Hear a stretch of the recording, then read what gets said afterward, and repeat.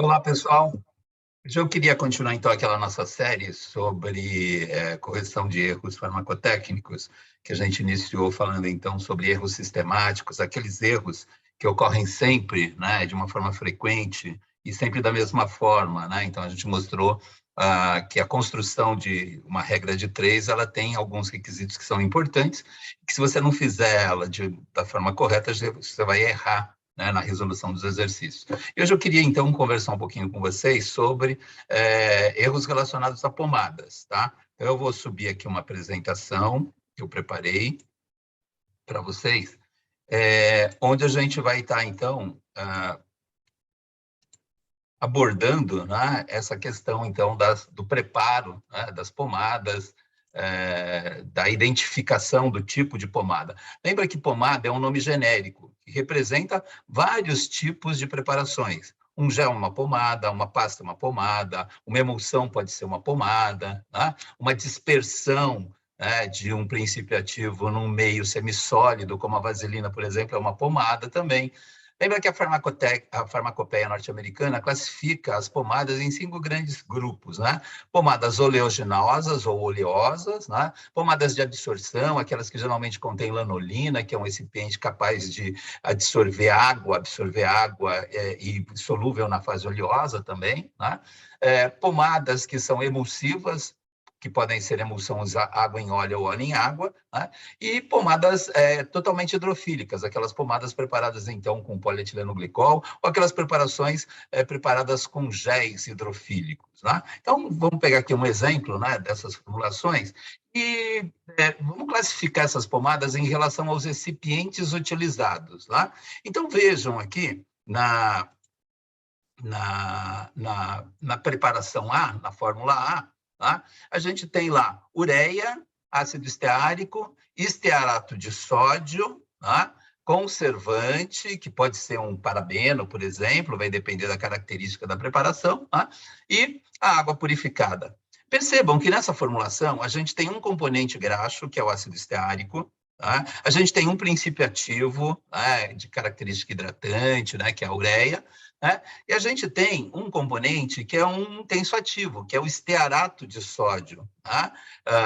Lembra que em algumas oportunidades a gente pode obter esse estearato de sódio a partir da reação do ácido esteárico com uma base, né? O hidróxido de sódio, por exemplo, a trietanolamina, né? Bastante comum a gente estar utilizando esse tipo de preparação. Então, essa fórmula A é uma emulsão. Por quê? Porque a gente tem fase oleosa, caracterizada, então, pelo ácido esteárico, fase aquosa, caracterizada pela água, e se tem água, tem que ter conservante, tá? E a gente tem, então, um agente emulsificante, que é o estearato de sódio, e um princípio ativo, que é a ureia. Na fórmula B, a gente tem um princípio ativo, que é a dexametasona, de característica lipofílica, a gente tem o ciprofloxacina, que é um antibiótico, e a gente tem 2 recipientes totalmente graxos, que é a vaselina líquida e que é a vaselina sólida. No caso aqui, a vaselina líquida é o agente de levigação que vai permitir, então, a incorporação da dexametasona, do ciprofloxacino, na base dermatológica, que é a vaselina sólida, que é totalmente oleosa, ok? Já na fórmula C, a gente tem o propionato de clobetasol, que é um corticoide, tá? Incorporado numa base dermatológica, que é um gel, né? Visto que os carbômeros são agentes gelificantes. O principal carbômero que a gente tem é aquele que tem o nome comercial de carbopol, que é um derivado do ácido acrílico, né?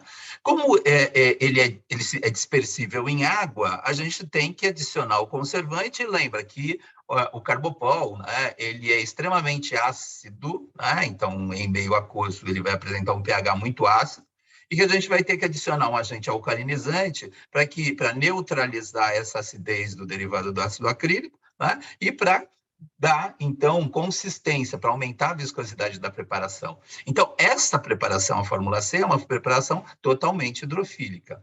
Já a fórmula B, né, onde a gente tem a incorporação do óxido de zinco e do amido na vaselina sólida, essa preparação, a gente sabe que o óxido de zinco e o amino são sólidos e são incorporados num componente graxo.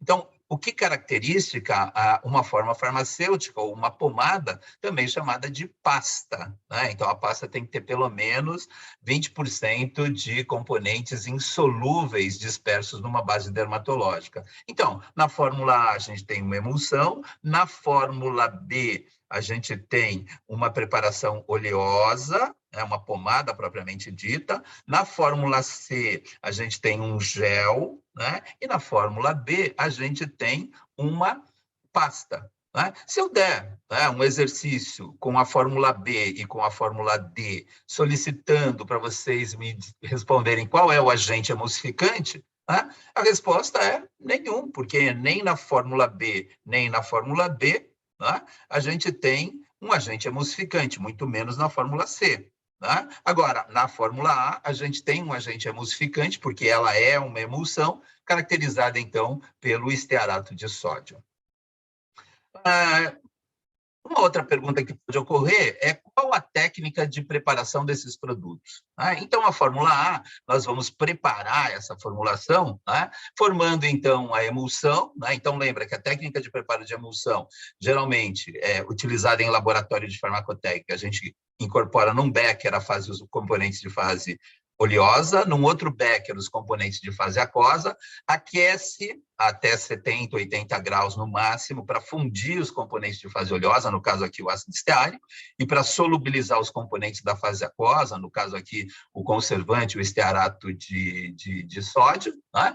E depois, aí a gente verte a fase aquosa na fase oleosa, agita bem, lembra que a emulsão sempre requer gasto de energia, e depois então a gente incorpora a ureia, né, em pequenas porções, pode ser espatulando numa pedra de mármore.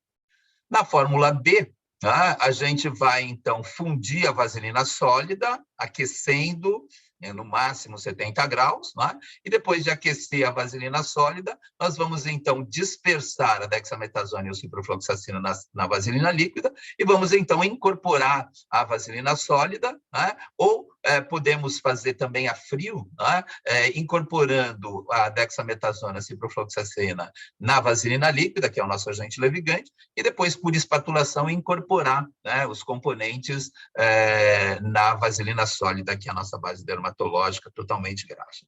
Já na fórmula C, a gente precisa formar o gel, então nós vamos dispersar o carbômero em água, até evitando a formação de grumos, então a gente pode fazer isso num agitador magnético.